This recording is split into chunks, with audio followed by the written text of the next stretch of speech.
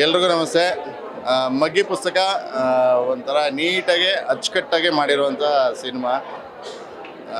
ನಿರ್ದೇಶಕರು ಬಹಳ ಅಂದರೆ ಈ ಓದು ತಿಳ್ಕೊಂಡು ಮಾಡಿರೋ ರೀತಿ ಇದೆ ಸಿನಿಮಾ.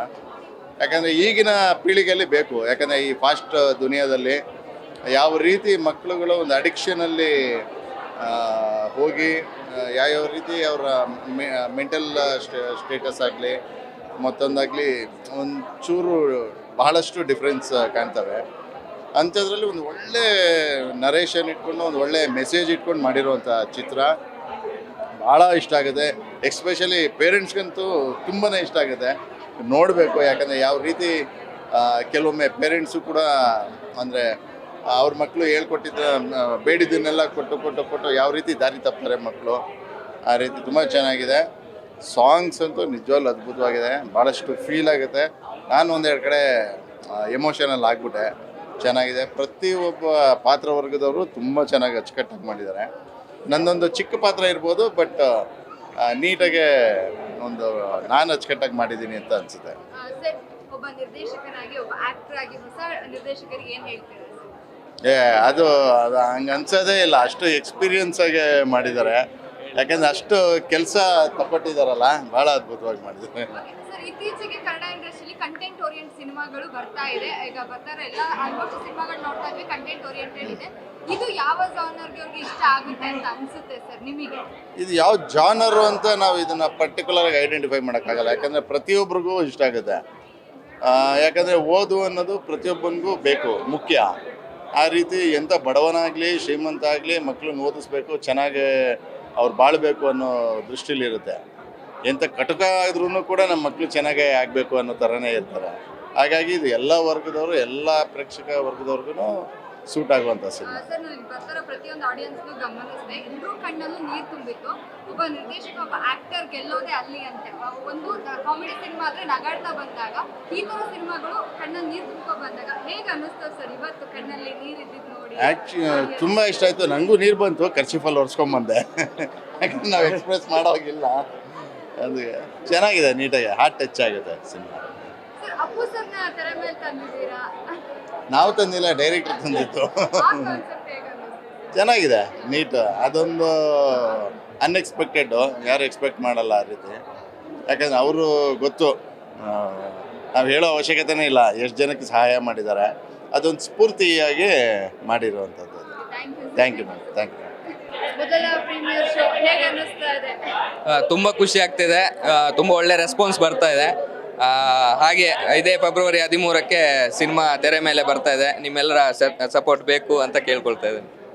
ಹೇಗೆ ಅನ್ನಿಸ್ತು ಸಿನಿಮಾ? ನೀವು ಒಂದು ಆಡಿಯನ್ ಆಗಿ ನೋಡಿದಾಗ, ಆಕ್ಟ್ ಮಾಡುವಾಗ ಕತೆ ಗೊತ್ತಿರುತ್ತೆ, ಆಡಿಯನ್ ಆಗಿ ನೋಡಿದಾಗ ಹೇಗೆ? ನನಗೆ ಆ್ಯಕ್ಚುಲಿ ಕತೆ ನನ್ನ ಮಾತ್ರ ಭಾಗ ಗೊತ್ತಿದ್ದಿದ್ದು, ಪೂರ್ತಿ ಕತೆ ಗೊತ್ತಿರಲಿಲ್ಲ. ಸೊ ನನಗೆ ಫಸ್ಟ್ ಹಾಫಿಂದಾನು ನಂಗೆ ತುಂಬ ಖುಷಿಯಾಗಿದ್ದು. ಇವ್ರ ಪಾತ್ರ ಹಾಗೂ ಅವನಿ ಪಾತ್ರ, ಅವ್ರ ತಾಯಿ ಪಾತ್ರ ಎಲ್ಲ ನನಗೆ ತುಂಬ ಅಟ್ಯಾಚ್ ಆಯಿತು. ತಂದೆಯ ಪಾತ್ರನೂ, ತಂದೆಯ ಒಂದು ಇದು ಪ್ರೀತಿ ಅದು ಇದೆಲ್ಲ ಸ್ವಲ್ಪ ಎಮೋಷನಲ್ ಆದೆ. ಸೊ ಅಷ್ಟೇ, ಖುಷಿ ಆಯ್ತು ನನಗೆ. ಬುದ್ಧಿವಂತ ಅಂತ ಗೊತ್ತಿತ್ತು, ಈ ಲೆವೆಲಿಗೆ ಬುದ್ಧಿವಂತ ಇರ್ತೀರಾ ಅಂತ ಗೊತ್ತು. ಗೊತ್ತಿಲ್ಲ. ಅದಕ್ಕೆ ನಾನು ಹೇಳಿದ್ದು, ನಾನು ಅಷ್ಟು ನನ್ನ ಲೈಫಿನ ಆಪೋಸಿಟ್ ಅಂತ ಹೇಳ್ತಾ ಇದ್ದಿದ್ದು ಅದಕ್ಕೆ. ಹೇಗೆ ಅನ್ನಿಸ್ತು ಆ ಥರ ಒಂದು ಡಿಫ್ರೆಂಟ್ ಪಾತ್ರ ಮಾಡಿ? ಹೇಗೆ ಅನ್ನಿಸ್ತು? ನನಗೆ ತುಂಬ ಖುಷಿ ಆಯಿತು. ಯಾಕಂದರೆ ಅದೇ ನಾನು ಮೊದಲೇ ಹೇಳುವಾಗೆ ಹರಿ ಸರ್ ಬಂದಿದ್ದು ನಾನು ಮಾಲೆ ಹಾಕಿದಾಗ. ಸೊ ಮಾಲೆ ಹಾಕಿದ್ದ ದಿನವೇ ನನಗೆ ಫೋನು, ನಾನು ಹಲೋ, ನಾನು ಹರಿಹರಸನ ಮಾತಾಡೋದು ಅಂತ. ಅಯ್ಯೋ ಅಯ್ಯಪ್ಪ ಮಾತಾಡೋದು ಅಂತ, ಸ್ವಾಮಿ ಶರಣ ಅಂತ. ಸೊ ಹಾಗೆ ಸಿಕ್ಕಿದ್ದು ನನಗೆ ಈ ಚಾನ್ಸು. ಎಲ್ಲರೂ ಒಳ್ಳೆ ರಿವ್ಯೂ ಹೇಳ್ತಿದ್ದಾರೆ, ಅದೇ ಖುಷಿ. ಆಕ್ಚುಲಿ ಆಡಿಯನ್ಸ್ ಕಣ್ಣಲ್ಲಿ, ಎಲ್ಲರ ಕಣ್ಣಲ್ಲೂ ನೀರು ತುಂಬಿ ಕಣ್ಣನ್ಸಲ್ಲಿದೆ. ಅದು ಹೇಗೆ ಅನ್ನಿಸ್ತಾ ಇದೆ? ಅದೇ ಕತೆ ಅವರಿಗೆ ಟಚ್ ಆಗಿದೆ ಅಂತ ಹೇಳಿದರೆ ಖುಷಿ ಆಗುತ್ತೆ ನಮಗೆ. ಯಾಕಂದರೆ ನಾವು ಯಾವಾಗಲೂ ಪ್ರಯತ್ನ ಪಡೋದು ಅದಕ್ಕೆ, ಜನರ ಮನೋರಂಜನೆ ಹಾಗೂ ಅವರಿಗೆ ಸ್ಟೋರಿ ಟಚ್ ಆಗಬೇಕು, ಆಗನೇ ಸಿನಿಮಾ ಗೆಲ್ಲೋದು. ಸೊ ಖುಷಿ ಆಗ್ತದೆ. 13ಕ್ಕೆ ಎಷ್ಟು ಎಕ್ಸೈಟೆಡ್ ಆಗಿದ್ದೀರಾ? ಇದು ಪ್ರೀಮಿಯರ್ ಆಯಿತು, ಬಟ್ ಅವತ್ತು ಥಿಯೇಟ್ರಲ್ಲಿ ಫಸ್ಟ್ ಡೇ ಫಸ್ಟ್ ಶೋ, ಅದಕ್ಕೆ ಎಷ್ಟು ಎಕ್ಸೈಟ್ ಆಗಿದೆ? ಎಕ್ಸೈಟ್ಗಿಂತ ತುಂಬ ಭಯ ಆಗ್ತಾ ಇದೆ. ತುಂಬ ಭಯ ಆಗುತ್ತೆ. ಭಯ, ನಂಗೆ ಪ್ರತಿ ಸಿನಿಮಾನು ಭಯನೇ.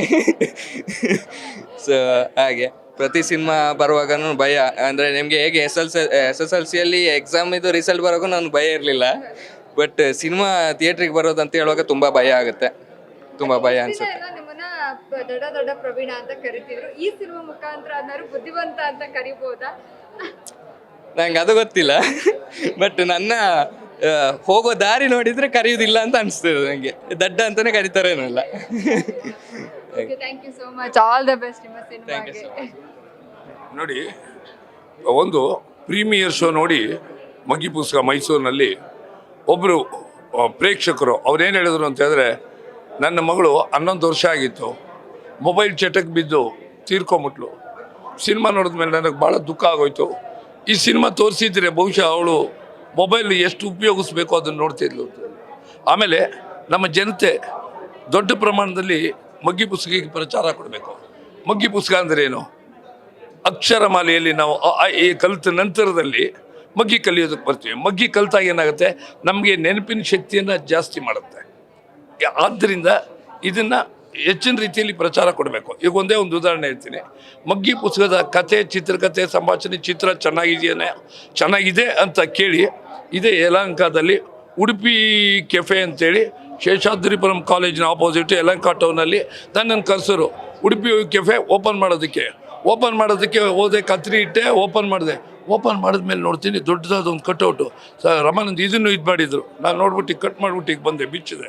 ಈಗ ನೋಡಿದ್ರೆ ಮಗ್ಗಿ ಪುಸ್ತಕ. ಅವರು ಇನ್ನೂ ಸಿನಿಮಾನೇ ಇದಾಗಿರಲಿಲ್ಲ.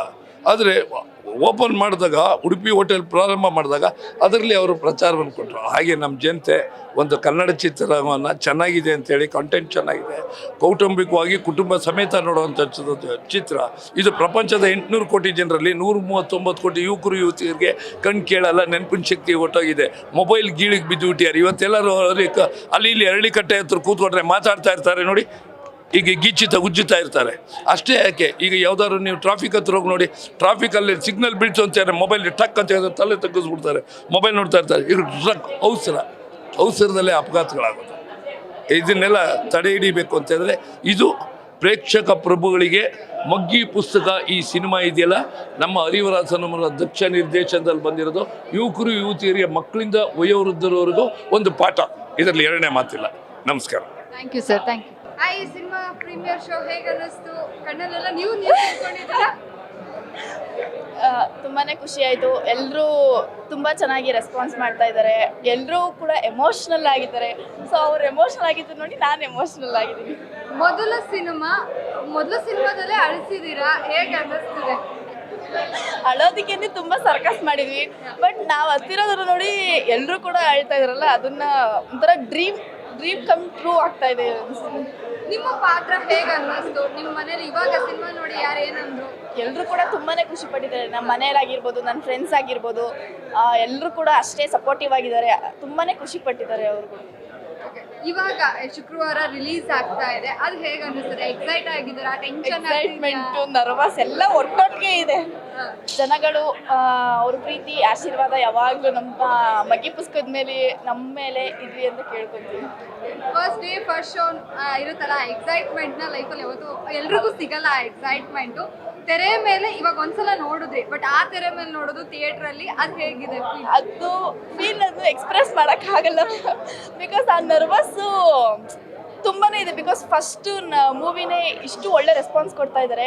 ಇನ್ನು ಥಿಯೇಟರ್ಸಲ್ಲಿ ಇನ್ನು ಯಾವ ರೀತಿ ರೆಸ್ಪಾನ್ಸ್ ಕೊಡ್ತಾರೆ ಅನ್ನೋ ಎಕ್ಸೈಟ್ಮೆಂಟ್ ತುಂಬಾ ಇದೆ. ಅದ್ರ ಜೊತೆ ಸ್ವಲ್ಪ ನರ್ವಸ್ಸು ಇದೆ. ಓವರಾಲ್ ಇವಾಗ ಸಿನಿಮಾ ನೀವು ನೋಡಿದ್ರಿ, ಆಡಿಯನ್ಸು ನೋಡಿದ್ರು. ಆ್ಯಕ್ಚುಲಿ ಸರ್ಪ್ರೈಸ್ ಆಗಿದ್ದು ಅಪ್ಪು ಸರ್ ಬರೋ ಸೀನು ನಿಮಗೆ ಗೊತ್ತಿತ್ತಾ? ಅದು ಗೊತ್ತಿರಲಿಲ್ಲ. ಅದು ಹೇಗಿತ್ತು ಆ ಸೀನಲ್ಲಿ ನಾನು ಸರ್ಪ್ರೈಸಿಂಗ್ ಆಗಿದ್ದೀನಿ. ಬಿಕಾಸ್ ಅದು ನನ್ನ real surprise moment. Because Appu ಸರ್ನ ನಾನು ಅಷ್ಟು ಡೈರೆಕ್ಟಾಗಿ ನೋಡ್ತೀನಿ ಅಂತ ಎಕ್ಸ್ಪೆಕ್ಟ್ ಮಾಡಿರಲಿಲ್ಲ. So that's God's grace. All the best ನಿಮ್ಮ ಸಿನಿ ಜರ್ನಿಗೆ. ಇನ್ನೂ ಒಳ್ಳೊಳ್ಳೆ ಸಿನಿಮಾ, ಬರೀ ಅಳೋದಲ್ಲ, ಅವಾಗವಾಗ ನಮ್ಮನ್ನು ನಗಿಸ್ತಾ ಇರಿ. All the best. Thank you. ಹೇಗಿದ್ದೀರಾ? ಸೂಪರ್. ಹೇಗೆ ಅನ್ನಿಸ್ತಾ ಇದೆ ಪ್ರೀಮಿಯರ್ ಶೋ ನೋಡಿದ್ರೆ? ತುಂಬ ಖುಷಿ ಆಗ್ತಿದೆ. ನಾನು ಎಕ್ಸ್ಪೆಕ್ಟ್ ಮಾಡಿರಲಿಲ್ಲ ಇಷ್ಟು ಚೆನ್ನಾಗಿ ಫಿಲಮ್ ಬಂದಿದೆ ಅಂತ. ತುಂಬ ಖುಷಿ ಆಗ್ತಿದೆ. ಮನೆಯಲ್ಲೆಲ್ಲ ನೋಡಿ ಏನು ಹೇಳ್ತಾ ಇದ್ದಾರೆ? ಹೇಗೆ ಅನ್ನಿಸ್ತಾ ಇದೆ? ಮನೆಯಲ್ಲೆಲ್ಲ ರೆಸ್ಪಾನ್ಸ್ ಆಸಮ್ ಆಗಿದೆ. ಎಲ್ರಿಗೂ ಫಿಲಮ್ ಇಷ್ಟ ಆಗಿದೆ. 13ನೇ ತಾರೀಕು ಪ್ರತಿಯೊಬ್ಬರು ಬಂದುಬಿಟ್ಟು ಮಕ್ಕಳು ನೋಡೋಂಥ ಫಿಲಮು, ಮನೆಯವರೆಲ್ಲರೂ ಕುತ್ಕೊಂಡು ನೋಡೋಂಥ ಫಿಲಮ್ ಪ್ರತಿಯೊಬ್ಬರು ನೋಡಬೇಕು. ನೀವು ಮೆಸೇಜ್ ಕೊಟ್ರಿ ಅಲ್ವಾ, ನೀವು ಅದನ್ನ ಅನ್ವಯ ಮಾಡ್ಕೊಂತೀರ ಲೈಫಲ್ಲಿ? ಮೆಸೇಜ್ ಕೊಟ್ಟಿದ್ದೀರಾ? ಅದು ಮಾಡ್ಕೊಂಡಿದ್ದೀನಿ ಸ್ವಲ್ಪ. ಈಗ ಸಿನಿಮಾ ಸಿಗೋಕ್ಕಿಂತ ಮುಂಚೆ ಎಷ್ಟು ಮೊಬೈಲಿಗೆ ಅಡಿಕ್ಟ್ ಆಗಿದ್ರಿ, ಈ ಸಿನಿಮಾ ಮಾಡಿದ್ಮೇಲೆ ಎಷ್ಟು ಸ್ವಲ್ಪ ಡಿಆಕ್ಟಿವೇಟ್ ಆಗಿದ್ದೀರಾ ಮೊಬೈಲಿಂದ? ಸಿನಿಮಾ ಬರೋಕ್ಕಿಂತ ಮುಂಚೆ ನಾನು ಇನ್ನೂ ಚಿಕ್ಕವನು, ಅದಕ್ಕೆ ನಾನು ಫೋನ್ ಜಾಸ್ತಿ ಯೂಸ್ ಮಾಡ್ತಿದ್ದೆ. ಇವಾಗ ಸಿನಿಮಾ ಬಂದ್ಮೇಲಂತೂ, ಸಿನಿಮಾ ಮೆಸೇಜ್ ಕೊಟ್ಮೇಲಂತೂ ಫೋನ್ ಕಮ್ಮಿ ಮಾಡಿದ್ದೀನಿ. ಮಾಡಿದ್ದೀನಿ, ನಂಬೋದಾ? ನಂಬೋದು. ಇದು ಮೊದಲ ಸಿನಿಮಾ? ಹೌದು. ಈ ಸಿನಿಮಾ ಆಫರ್ ಸಿಕ್ಕಿದ್ ಹೇಗೆ? ಸರ್ ಫೋನ್ ಮಾಡಿದ್ರು, ಈ ಥರ ಕ್ಯಾರೆಕ್ಟರ್ ಇದೆ ಅಂತ. ಆಮೇಲೆ ಆಡಿಷನ್ ಕೊಟ್ಟೆ, ಅಲ್ಲಿ ಸೆಲೆಕ್ಟ್ ಆದೆ. ನಾನ್ ವೆಜ್ ಅಂದ್ರೆ ಅಷ್ಟೊಂದು ಇಷ್ಟನಾ? ನಾನ್ ವೆಜ್ಜಲ್ಲಿ ಸಿನಿಮಾದಲ್ಲಿ ಅಷ್ಟೇ ಅಲ್ಲ, ನಂಗೆ ರಿಯಲ್ ಲೈಫಲ್ಲೂ ನಾನ್ ವೆಜ್ ಅಂದರೆ ಇಷ್ಟ. ಎಷ್ಟು ಎಂಜಾಯ್ ಮಾಡಿದ್ರಿ ನಿಮ್ಮ ಪಾತ್ರ? ಒಳ್ಳೆ ಎಕ್ಸ್ಪೀರಿಯನ್ಸ್ ಇತ್ತು ಆ್ಯಕ್ಟಿಂಗ್ ಮಾಡಬೇಕಾದ್ರೆ. ನಮ್ಮ ಹರಿ ಸರ್ ಅಂತೂ ತುಂಬ ಚೆನ್ನಾಗಿ ನಮಗೆ ಹೇಳ್ಕೊಟ್ರು. ಒಳ್ಳೆ ಎಕ್ಸ್ಪೀರಿಯನ್ಸ್ ಇತ್ತು. Okay, thank you so much. ನಿಮಗೂ ಆಲ್ ದ ಬೆಸ್ಟ್, ಸಿನಿಮಾಗೂ ಆಲ್ ದ ಬೆಸ್ಟ್. 13ನೇ ತಾರೀಕು ಹೌಸ್ಫುಲ್ ಆಗಲಿ, 100ನೇ ದಿನ ಆಚರಿಸ್ಲಿ ಅಂತ ಕೇಳ್ಕೊಳ್ತೀನಿ. Thank you so much.